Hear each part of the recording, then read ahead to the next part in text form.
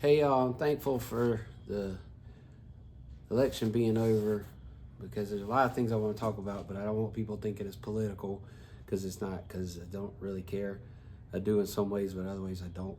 For this one, this is more of a deeper philosophical thing. So one of the things I always struggle with is like, I want to be a good person. I want to do what's right. I don't like feeling stupid. I don't like feeling ignorant. So I like to learn, and I try to teach myself. I try to learn from others, learn from their mistakes. But I have learned that I can't even trust myself 100%.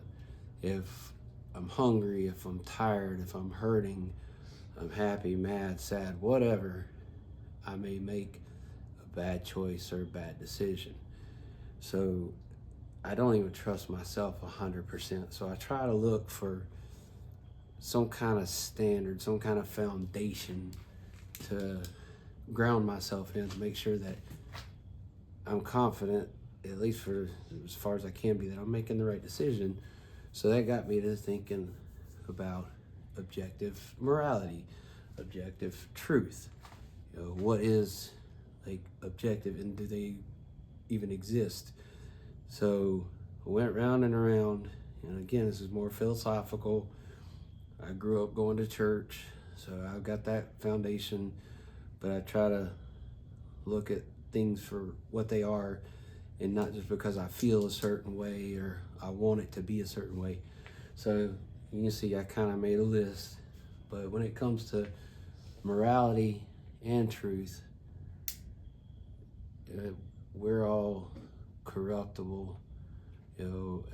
We can choose to believe what's right, what's wrong, what we want to believe, because we don't like it, it doesn't make us feel good, whatever. So we justify things, we rationalize things. So I don't trust myself in that aspect to know what's right just by how I feel. Same with truth.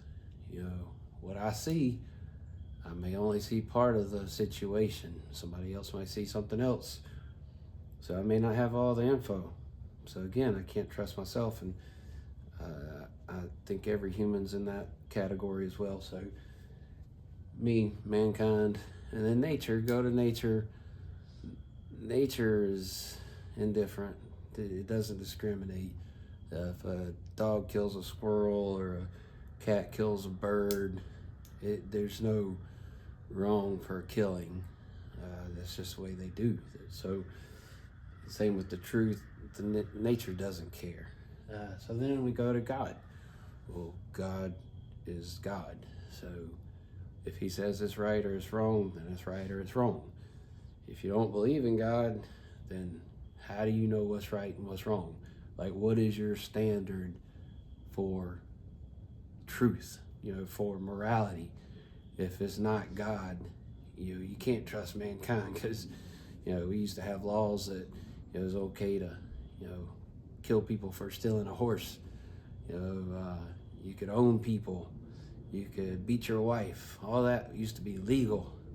It wasn't right.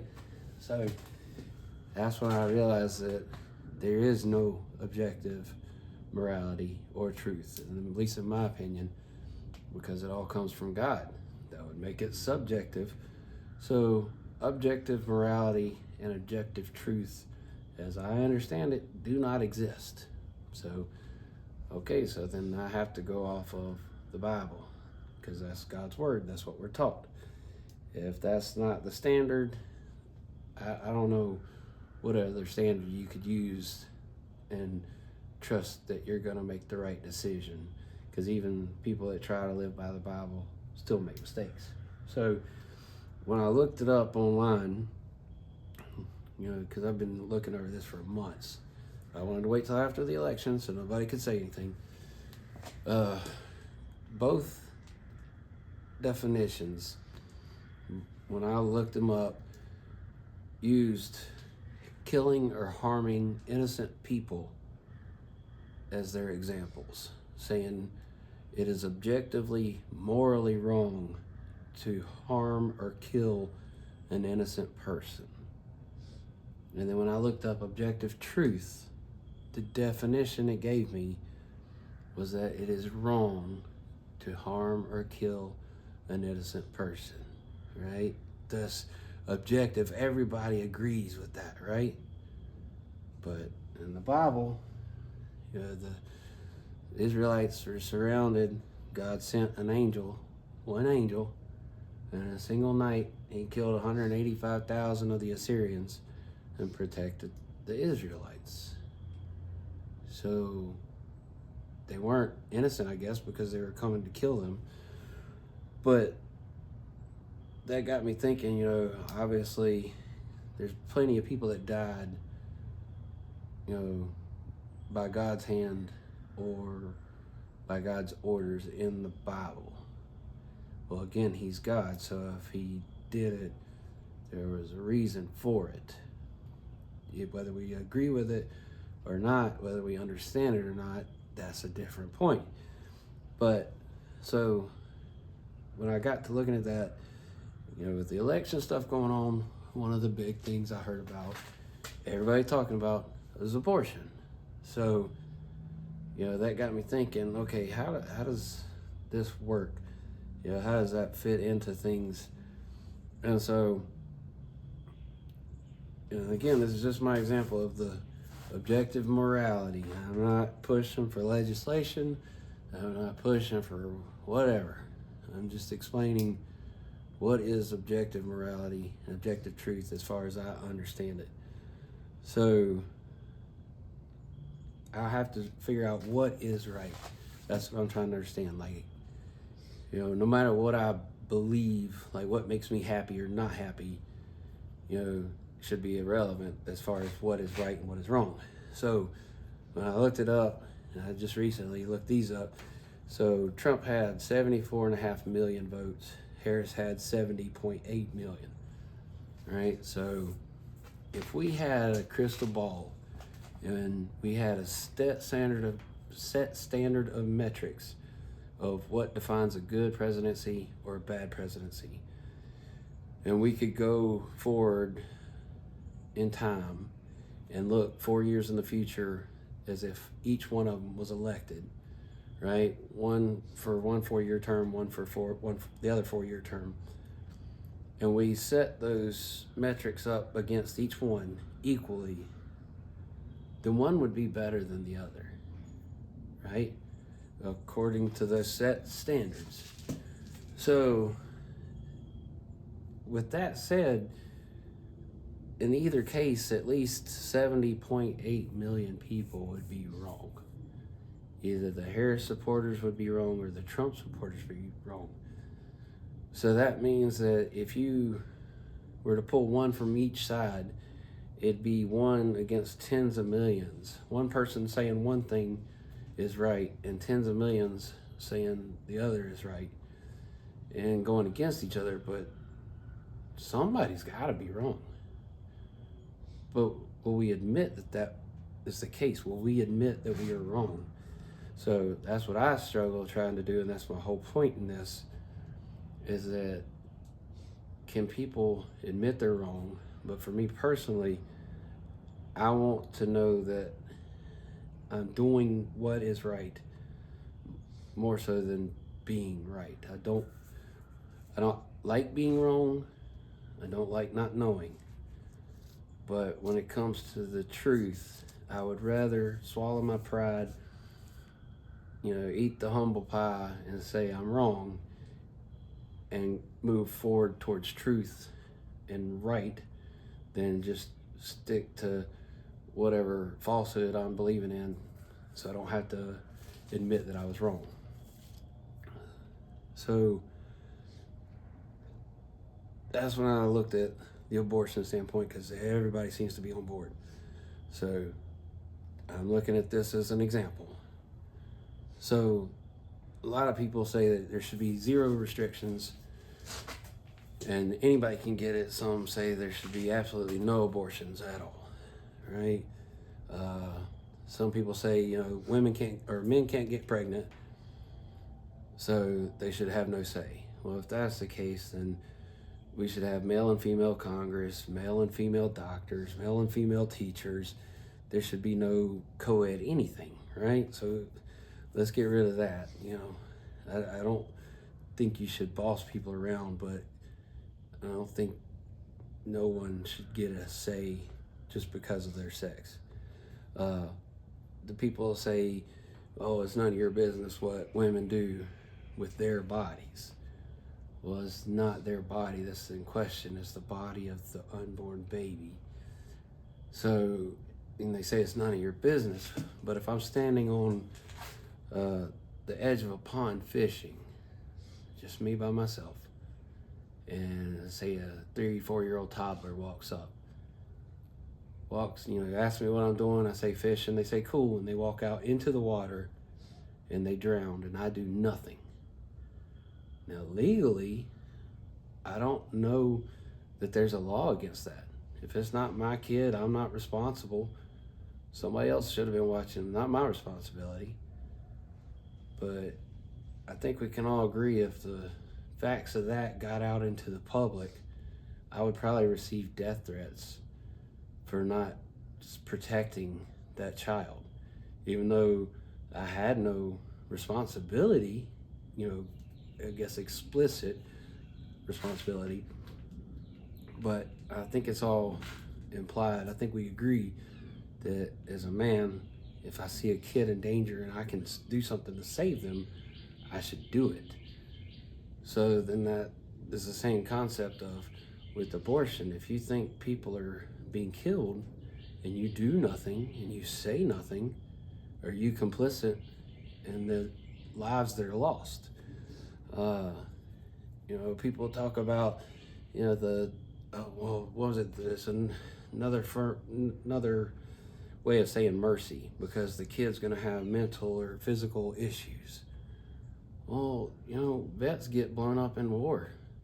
We do everything we can to keep them alive, even though they're missing body parts and functionality and things like that. Police officer, firefighter, just some random person that gets into a car wreck. We don't put them down, let them die or even actively kill them because it's merciful, because now they're not going to have all their body parts or whatever. So the standard constantly changes. They talk about the financial strain of a young girl or even, a woman having a baby on her own. Well, if money is the motivator and is the excuse, then if we're going down that and that's an acceptable justification to end a human life, then why don't we just, end all the lives of everybody on government assistance? Why is that any different?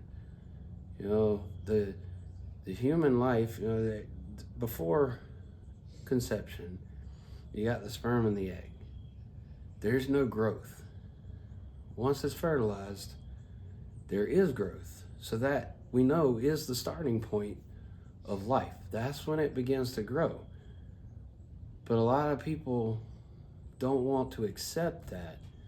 They say it's the unviable fetus, or it's just a clump of cells. It's not really human. Well, I like to read. I've learned a lot of things, and that kind of struck me, as familiar. And so I was like, where have I heard that before? Well, during slavery, one of the excuses to promote slavery was they're not really human.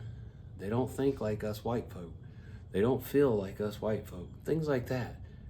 And they talked about them as if they were like some non-human or subhuman species. They're not really human. Like, well, we know that's not true. And then you go to 1940s in Germany, the Hitler Nazis talking about the Jews. Oh, they're not really human. They're like a subset of humans. And now we're doing it with babies. They got 46 chromosomes, they're growing. They're unviable. Well, there's, most 4 and 5-year-olds are unviable if you leave them alone and you don't help them and you don't support them, give them food and shelter, they're going to die. Same with a lot of old people in nursing homes. So it's like a perversion of the words, an intentional deception to make them not human. And so when I see that, it makes me scared that we're going down the same path as the slavists, slavery promoters, the Nazis. They're not really human. And that doesn't seem right to me. That seems very, very wrong. Again, I don't care about whether I'm right or wrong. I care about what is right and what is wrong. So how can I sit there and say that I did what's right if people are killing each other and I don't do or say anything about it? So that's my whole point in all this, is the objective morality, objective truth, that I have a set standard, and that's the Bible. That's what I choose. It's been right. It's never led me wrong. I don't understand everything, but people people been wrong way more than the Bible. Even the book of Enoch.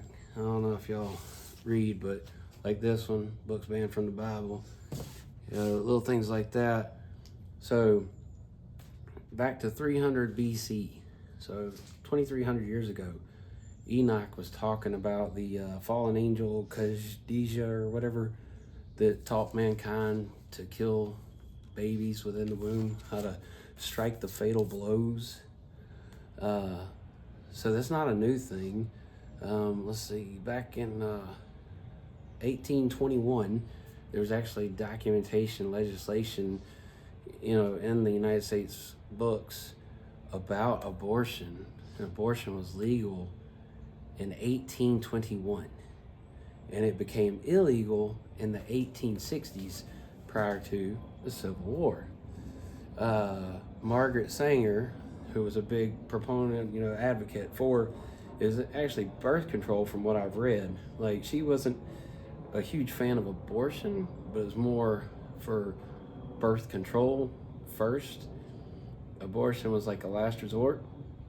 And then I've heard people say, she was racist. She was just doing eugenics, trying to reduce the black population. But from what I've read, I haven't seen that. There's some things you might be out, but one of the things she was very clear on was not a race, but a class of people. She didn't like how the poor people were breeding out of control, and that we needed to, because she said something about the wealthy regulate themselves in their breeding. The poor people aren't doing that. So you take that as you want, read it up, whatever. I'm not gonna get into arguments over that, but that's just what I've read. The facts of what I've read, that's what she stands for. So, so the things like, sorry, I have to have notes because my ADD gets in all over. So there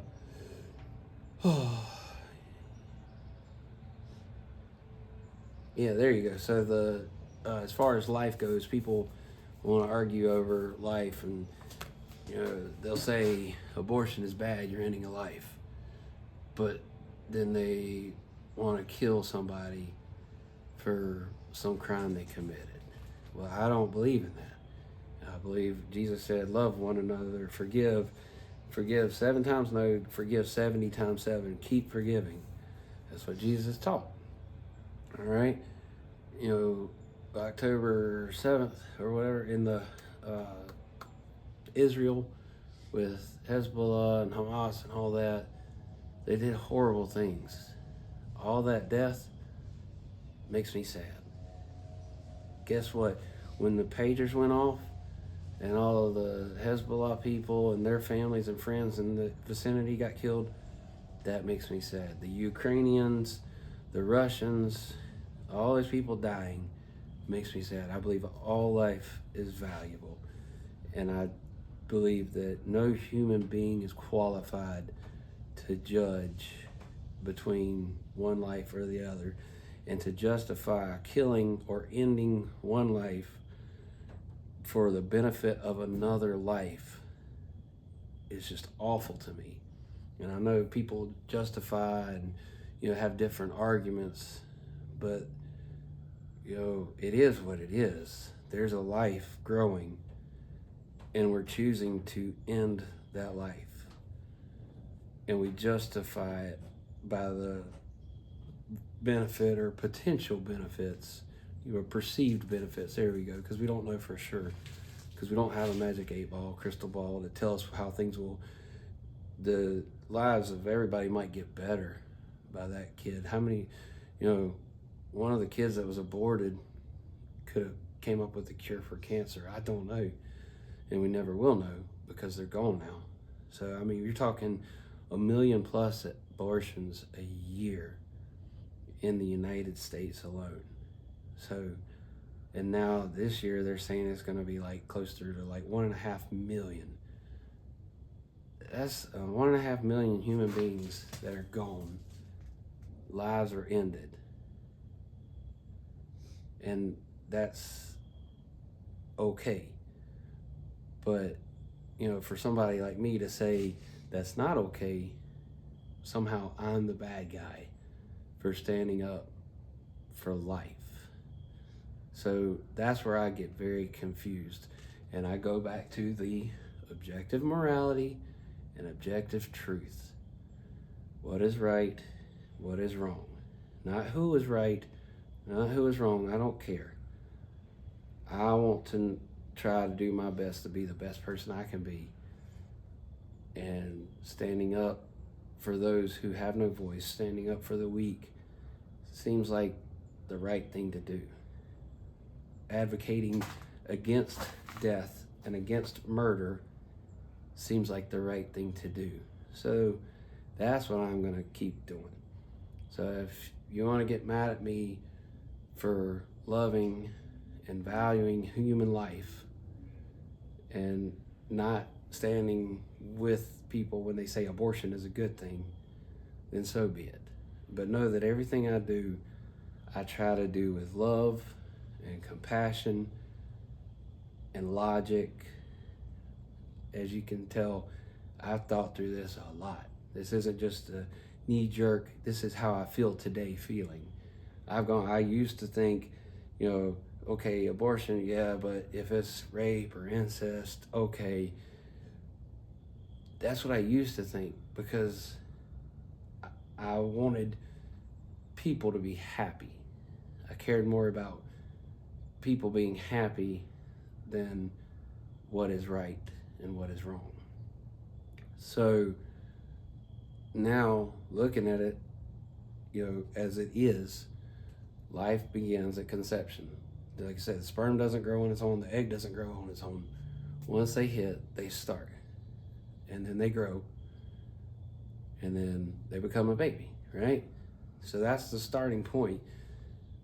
But the truth is not subjective. Not in the sense that we understand it. It's subjective because Jesus said, I am the way, the truth, and the life. So that comes from God. But I can't make the truth whatever I want to make it. I can sit there and say I believe this, or I can argue a certain case a certain way, but it's going to be what it's going to be, whether I like it or not. And that's just how it is. So do everything with love, but also be honest with yourself. If you're mad, figure out why you're mad. Why are you really mad? And I know a lot of times for me, it's, somebody did something I didn't like. Somebody said something I didn't like.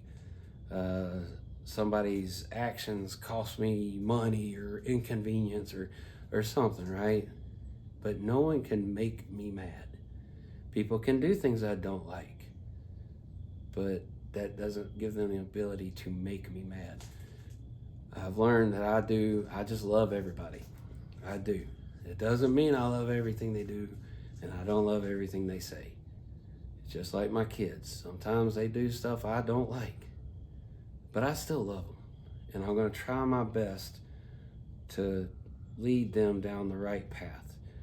And that's what I'm doing now, because I started with, I just want to know what's right, what's wrong, to make sure I'm doing it right.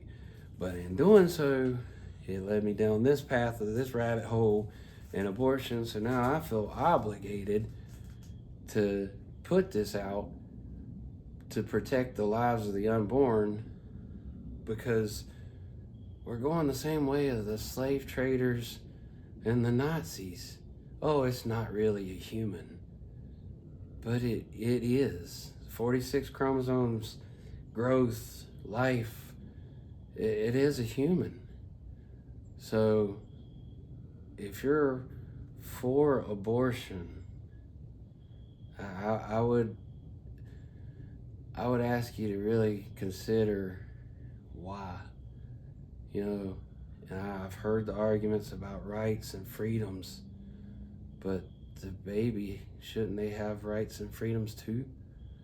So, and I'm open to suggestions. I'm open to, if you're gonna put something just arguing or calling me names or whatever, I'm just gonna ignore it, But I'm all for learning.